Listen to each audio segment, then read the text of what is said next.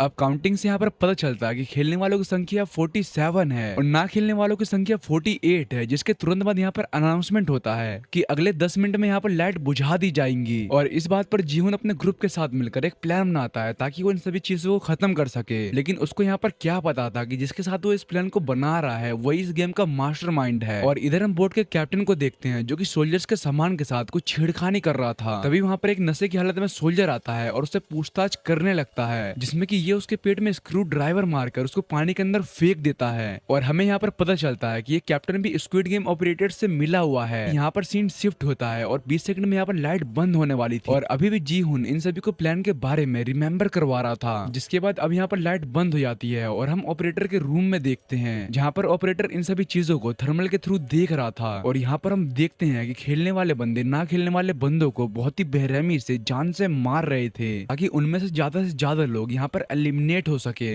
और जीहुन और उसके सारे साथी यानी उसके ग्रुप के मेंबर्स यहाँ पर बेड के नीचे छुपे हुए थे और वो इन सभी मौतों को अपने आंखों से देख रहे थे। लेकिन जीहुन के प्लान की वजह से वो यहाँ पर कुछ भी नहीं करते हैं और जब यहाँ पर कई सारे लोगों की मौत हो जाती है तब यहाँ पर स्क्विड गेम के मेंबर्स पहुंचते हैं को वापस बेड पर जाने के लिए बोलते हैं, लेकिन तभी यहाँ पर जी हुन और उसके सभी मेंबर्स इन सभी लोगों पर अटैक कर देते हैं और इन सभी को इन्हीं के वेपन से मारकर इनके सारे वेपन्स को अपने कंट्रोल में ले लेते हैं। और इस चीज को देखकर ऑपरेटर अपने और भी आदमियों को वहां पर भेजता है ताकि वो सभी को मार सके। ये सभी लोग वेपन्स को लेकर तैयार हो जाते हैं, लेकिन इन्होंने अभी भी स्क्विड गेम के एक मेंबर्स को जिंदा रखा हुआ था जिससे कि ये गेट खुलवाकर ऑपरेटर रूम के अंदर पहुंच सके। और अब यहाँ से सभी लोग निकलते हैं और स्क्विड गेम के मेंबर और इनके बीच में फाइटिंग चालू हो जाती है जिसमें कि ये एक दूसरे के ऊपर फायर कर रहे थे और ये फाइटिंग काफी देर तक चल रही थी जिसमें कि ये धीरे धीरे आगे की तरफ बढ़ने लगते हैं और मरे हुए स्क्विड गेम के लोगों से मैगजीन को कलेक्ट करके ऑपरेटर रूम की तरफ बढ़ रहे थे। लेकिन एक जगह पर ये लोग फंस चुके थे जिसके बाद यहाँ पर जीहून एक बंदे को लेकर आगे की तरफ बढ़ता है और बाकी सभी लोग स्क्विड गेम के मेंबर्स को रोकने में यहाँ पर अभी भी लगे हुए थे। लेकिन यहाँ पर अभी भी इन सभी के बीच में मुठभेड़ चल रही थी जिसमें कि इन सभी की गोलियां धीरे धीरे खत्म होने लगती है और इनके पास एक्स्ट्रा मैगजीन भी नहीं थी जिस पर जीहून का ध्यान मरे हुए लोगों पर जाता है और वो देखता है कि उनके जेब में एक और मैगजीन रखी हुई है और इसके बारे में सभी लोगों को बताता है और ये सभी लोग इनमें से एक को मैगजीन को लेने के लिए वहां से भेजते हैं। लेकिन ये बंदा बहुत ही डरपोक था और डरते हुए वहां पर पहुंचता है और सभी की जेबों से मैगजीन को कलेक्ट करके वहां से निकलने वाला था। लेकिन इतने में इतने सारी गोलियों की आवाज सुनकर वो बहुत ही ज्यादा डर जाता है और वहीं पर बैठ जाता है और इधर हम देखते हैं कि गोलियों की कमी की वजह से इनके बहुत ही सारे लोग जान से मारे जाते हैं और स्क्विड गेम के मेंबर्स इनको पीछे से भी घेर लिए थे जिसमें कि ये अपने आप को सरेंडर करते हैं। बट इसका यहाँ पर कोई भी फायदा नहीं होता है, ये इनमें से आधे लोगों को जान से मार देते हैं और इधर नंबर 1 इनमें से 2 को लेकर ऑपरेटर रूम के तरफ पहुंचता है जहां पर ये इन दोनों को गोली मार देता है और जियो उनको रेडियो पर बोलता है कि उन्होंने हम तीनों को गोली मार दिया है और मरते हुए एक आदमी की आवाज सुनाकर रेडियो को कट कर देता है। इधर इनके पास भी अब तक गोलियां खत्म हो चुकी थी, इसीलिए जीहुन और उसका दोस्त इनके सामने सरेंडर कर देते हैं और अब यहाँ पर नंबर 1 मार्क्समैन बनकर यहाँ पर पहुंचता है जिसमें कि वो जीहुन को छोड़कर उसके दोस्त को जान से मार देता है और यहाँ से चला जाता है जिसमें कि जीहुन चीखने और चिल्लाने के अलावा कुछ भी नहीं कर सकता था। और इसी के साथ यहाँ पर एपिसोड 7 का एंड हो जाता है। तो दोस्तों वीडियो की लेंथ ऑलरेडी आधे घंटे के आसपास की हो चुकी है, इसीलिए हम स्क्विड गेम सीजन 3 को अगले वीडियो में डिस्कस करेंगे और उसको डिटेल में एक्सप्लेन करेंगे। और अगर आप यहाँ तक वीडियो को देख रहे हो तो आपको वीडियो पसंद आई होगी, इसीलिए आप वीडियो को लाइक करके चैनल को सब्सक्राइब कर देना। अब मैं आपसे मिलता हूँ स्क्विड गेम सीजन 3 में। Thanks for watching.